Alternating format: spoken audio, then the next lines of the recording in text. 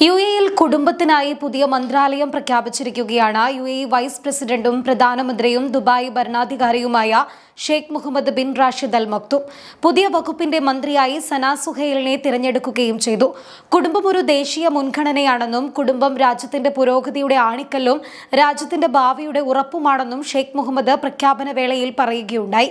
സർക്കാരിന്റെ വിവിധ വകുപ്പുകളിൽ പ്രവർത്തിച്ച പരിചയമുള്ള സനാ സുഹൈൽ കുട്ടികൾ, സ്ത്രീകൾ, ഭിന്നശേഷിക്കാർ തുടങ്ങിയ വിവിധ വിഭാഗങ്ങളുടെ ശാക്തീകരണത്തിനായി സജീവമായി രംഗത്തുള്ള വ്യക്തിയാണെന്നും ഷെയ്ഖ് മുഹമ്മദ് പറയുകയുണ്ടായി.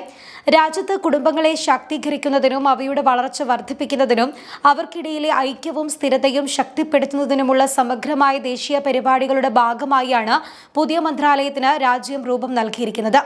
അതേസമയം പുതിയ മന്ത്രാലയത്തിന്റെ പ്രധാന ചുമതലകളും ഷെയ്ഖ് മുഹമ്മദ് വിശദീകരിച്ചിട്ടുണ്ട്.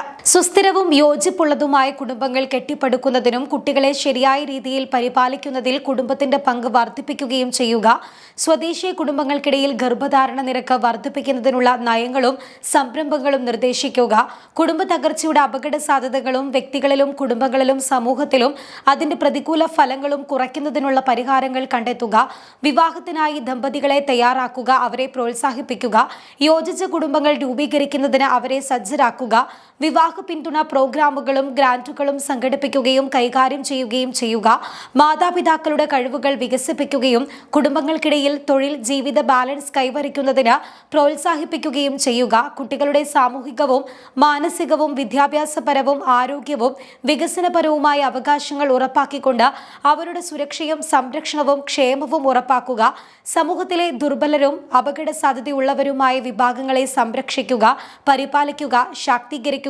സംയോജിപ്പിക്കുക, സാമൂഹിക പരിപാടികളും സേവനങ്ങളും നൽകുന്ന സ്ഥാപനങ്ങളെയും കേന്ദ്രങ്ങളെയും നിയന്ത്രിക്കുകയും ലൈസൻസ് നൽകുകയും ചെയ്യുക തുടങ്ങിയവയാണ് പുതിയ മന്ത്രാലയത്തിന്റെ പ്രധാന ചുമതലകളും ലക്ഷ്യങ്ങളും.